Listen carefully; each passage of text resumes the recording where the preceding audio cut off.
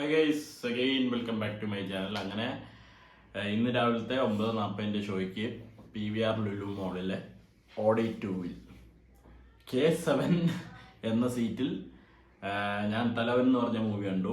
It's directed by ജിസ് ജോയ്.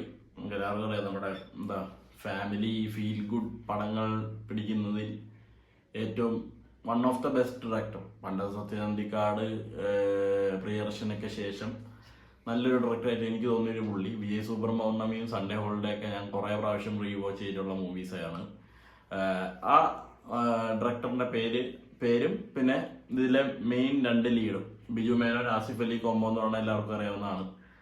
അനുരാഗ് കരിക്കിമുള എന്ന് പറഞ്ഞ ഖാലിദ് റഹ്മാന്റെ കിടിലം മൂവിയിലൊക്കെ ഇവർ അടിപൊളിയായിട്ട് അഭിനയിച്ചാണ്. പിന്നെ Biju Menon is very fit for police roles. അത് ഈ കഴിഞ്ഞ തുണ്ട് എന്ന് പറഞ്ഞ സിനിമ കണ്ടപ്പോഴും എനിക്ക് റിയാസ് ഷെരീഫിന്റെ പടമായിരുന്നു. അത് കണ്ടപ്പോഴും എനിക്ക് ഇത് തന്നെയാണ് തോന്നിയത്. പിന്നെ ജിസ്ജോയാണ് നമ്മുടെ കുറെ പേർക്കൊക്കെ അറിയിക്കാം, നല്ല അറിയാത്തവർക്ക് വേണ്ടി പറയാണ്. ജിസ്ജോയാണ് നമ്മുടെ അല്ലു അർജുനന് വേണ്ടി ഡബ് ചെയ്യുന്നത് മലയാളത്തില്. അപ്പോൾ സിനിമ കണ്ടു. ഇതില് അഭിനയിച്ചിരിക്കുന്നവർ ആസിഫ് അലി, ബിജു മേനോൻ, പിന്നെ നമ്മുടെ ദിലീഷ് പോത്തനുണ്ട്, അനുശ്രീ ഉണ്ട്, മിയ ജോർജ് ഉണ്ട്. അങ്ങനെ കുറച്ച് പേര്. പിന്നെ നമ്മൾ പല പടങ്ങളിലും കണ്ടതായിട്ടുള്ള കുറെ മോഹങ്ങളൊക്കെ ഈ പടത്തിൽ വന്നു പോയിട്ടുണ്ട്. ഒരു പോലീസ് ഇൻവെസ്റ്റിഗേഷൻ കം ഒരു ത്രില്ലർ ജോണറാണ് മൂവി. എനിക്ക് ഇതൊരു ആവറേജ് അനുഭവമാണ് ഈ പടം എനിക്ക് തന്നത്. അത്ര എക്സ്ട്രാ ഓർഡിനറി ആയിട്ടുള്ള മറ്റേ edge of the seat experience ഒക്കെ നൽകി എന്നൊന്നും ഞാൻ പറയുന്നില്ല. It was A decent movie. നമ്മൾ സാധാരണ കാണുന്ന പോലെ തന്നെ കുറെ ഇൻവെസ്റ്റിഗേഷൻ ത്രില്ലറൊക്കെ എങ്ങനെയാണോ ഉള്ളത് അതൊക്കെ പോലെ തന്നെ ഉള്ളൊരു പടം.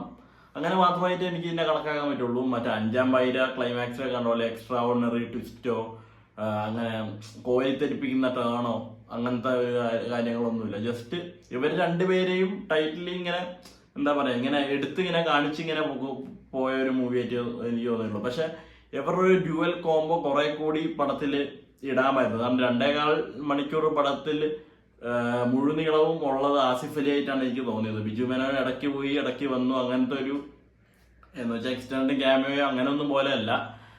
ഉണ്ട്. തുടക്കത്തിലൊക്കെ ബിജു മേനോന് അത്യാവശ്യം കാര്യങ്ങൾ കൊടുക്കുന്നുണ്ട്. ഈ കേസിലേക്കുള്ള ഒരു ലീഡ് വെക്കുന്നത് ബിജു മേനോന്റെ ഒരു രീതിക്കാണ് വെച്ചിരിക്കുന്നത്.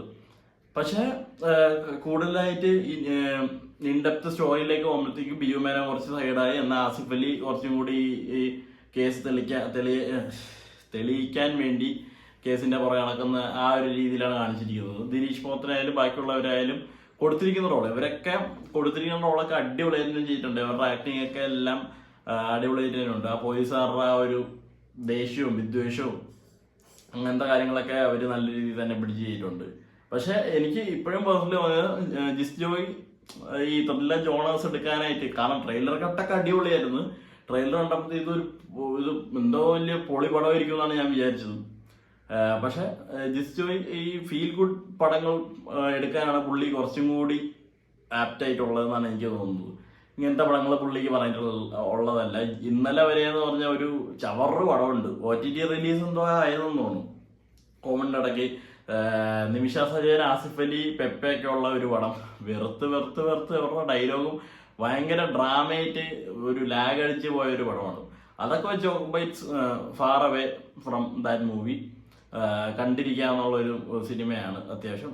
എന്ന് വെച്ചാൽ ഒരു ഡീസന്റ് ത്രില്ലർ എന്നല്ലാതെ, എന്ന് വെച്ചാൽ ഒരു സംഭവം ഉണ്ട്, ഒരു കേസ് വരുന്നു, അതിന്റെ പുറകെ പോകുന്നു, നമുക്ക് എന്താ എൻഗേജ് ആയിട്ട് തന്നെ ഇരിക്കാൻ പറ്റും. അത്ര ബോറടി ഒന്നും, കുറച്ച് സ്ലോ ബേണർ ആണെങ്കിലും അത്ര ബോറടി ഒന്നും എനിക്ക് പേഴ്സണലി ഉണ്ടായിരുന്നില്ല. പക്ഷെ ക്ലൈമാക്സിലേക്ക് വരുമ്പോഴത്തേക്കും അത്ര എന്താ പറയാ, നമ്മളിപ്പോ കോരിത്തെരിപ്പിച്ച ട്വിസ്റ്റോ അങ്ങനത്തെ ടേണിങ്ങോ അങ്ങനെ ഒന്നുമില്ല.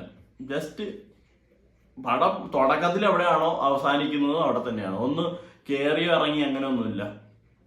ചില സീൻസൊക്കെ നല്ല തന്നെയായിരുന്നു. പിന്നെ ഇവരുടെ സിനിമാറ്റോഗ്രാഫി ആയാലും നല്ലൊരു കളർ ടോണാണ് പിടിച്ചിരിക്കുന്നത്. കളർ ഗ്രേഡിങ് ആയാലും എഡിറ്റിംഗ് ആയാലും ടോട്ടലി ആ ഒരു ലൈറ്റിംഗ് സെറ്റപ്പും എല്ലാം കൊണ്ടും നമുക്ക് ഇങ്ങനെ കണ്ടിരിക്കാൻ പറ്റിയൊരു പടം. അത്ര എനിക്ക് പറയാനുള്ളൂ. കൂടുതലായിട്ട് വലിച്ചു നീട്ടാൻ മാത്രം ഒന്നും ഇല്ലടേ. ഇതിപ്പോൾ കഥയിലോട്ടൊക്കെ വരാണെങ്കിൽ കഥയിലേക്ക് വരണം. കഥ ക്യാരക്ടേഴ്സിനെ മൊത്തം എസ്റ്റാബ്ലിഷ് ചെയ്ത് ഞാൻ അങ്ങനെ പറയേണ്ടി വരും. അതിന്റെ ആവശ്യമുണ്ടെന്ന് എനിക്ക് തോന്നുന്നില്ല. എനിക്ക് പേഴ്സണലി ഇതൊരു decent one time watch and average thriller movie, ഇത്രേ എനിക്ക് തോന്നിയുള്ളൂ. അവർ രണ്ടുപേരെയും കാണാനായിട്ട് വേണമെങ്കിൽ നമുക്ക് പോവാം. Bye bye.